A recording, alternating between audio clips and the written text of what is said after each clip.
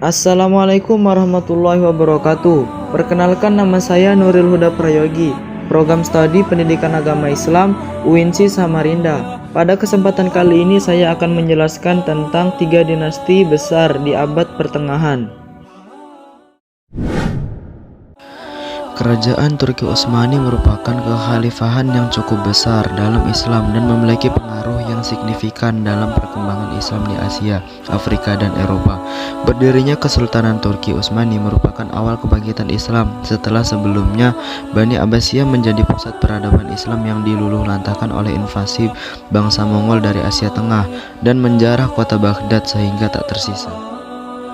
Puncak kejayaan Turki Utsmani dicapai pada masa pemerintahan Sulaiman I yang digelari Al-Qanuni karena berhasil membuat undang-undang yang mengatur masyarakat.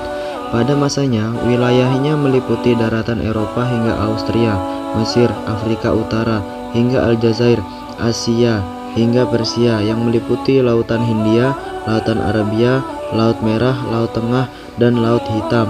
Dengan luas kerajaan Turki Utsmani yang mencakup 3 benua, kerajaan Turki Utsmani menjadi salah satu kerajaan besar. Faktor kehancuran Turki Utsmani meliputi 3 hal. Yang pertama, ketergantungan sistem birokrasi kerajaan Turki Utsmani pada kemampuan seseorang sultan dalam mengendalikan pemerintahan yang menjadikan sistem politik menjadi rentan terhadap kejatuhan kerajaan. Yang kedua, perubahan mendasar yang terjadi pada jumlah penduduk kerajaan sebagaimana yang terjadi pada struktur ekonomi dan keuangan yang menyebabkan kerajaan menghadapi masalah internal sebagai dampak pertumbuhan perdagangan pada ekonomi internasional. Yang ketiga, munculnya politik baru di daratan Eropa yang dapat dianggap secara umum sebagai faktor mempercepatnya proses keruntuhan Turki Utsmani. Kerajaan Safawi dikatakan sebagai salah satu dinasti terpenting dalam sejarah Iran. Kerajaan Safawi merupakan salah satu negeri Persia terbesar semenjak penaklukan Muslim di Persia. Pada masa pemerintahan Ismail, Safawi berhasil mengembangkan kekuasaannya sampai ke daerah Mazandaran, Guran, Yazd, Diyar, Bakr, Baghdad, Sirwan, dan Khurasan hingga meliputi daerah Bulan Sabit Subur atau Fetril Crescent. Salah satu bentuk kejayaan kerajaan Safawi adalah kemajuan di bidang ekonomi, terutama dalam bidang industri dan perdagangan. Kemudian di bidang ilmu pengetahuan, filsafat, dan sains bangkit kembali di dunia Islam. Faktor utama yang menyebabkan keruntuhan kerajaan Safawi yang pertama adalah konflik yang berkepanjangan dengan kerajaan Turki Utsmani yang disebabkan oleh perbedaan mazhab antara kedua kerajaan. Konflik tersebut berlangsung lama. Yang kedua, adanya dekadensi moral yang melanda sebagian para pemimpin kerajaan Safawi. Yang ketiga, pasukan ghulam atau budak-budak yang dibentuk oleh Abbas I tidak memiliki semangat perang yang tinggi seperti Kizilbas, Baret Merah. Hal tersebut disebabkan pasukan tersebut tidak dipersiapkan secara terlatih dan tidak melalui proses pendidikan rohani. Yang keempat, seringnya terjadi konflik internal dalam bentuk perebutan kekuasaan di kalangan istana.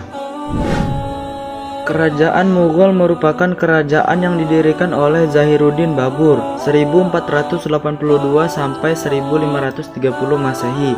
Kerajaan tersebut terletak di India dan beribu kota di Delhi. Keberhasilan ekspansi militer menandai berdirinya Mughal sebagai kerajaan besar. Pada bidang ekonomi, kerajaan Mughal mengembangkan sektor pertanian, pertambangan, dan perdagangan. Sumber utama finansial kerajaan Mughal bertumpu pada sektor pertanian. Pada bidang seni dan ilmu pengetahuan, kerajaan Mughal berhasil dalam bidang arsitektur. Salah satu puncak karya arsitektur pada masa tersebut adalah Taj Mahal. Ada beberapa faktor yang menyebabkan runtuhnya dinasti Mughal. Yang pertama, terjadi stagnasi dalam pembinaan militer sehingga operasi militer Inggris di wilayah pantai tidak dapat dipantau oleh kekuatan maritim Mughal. Yang kedua, kemerosotan moral dan hidup mewah di kalangan elit politik yang mengakibatkan pada pemborosan dalam penggunaan uang negara.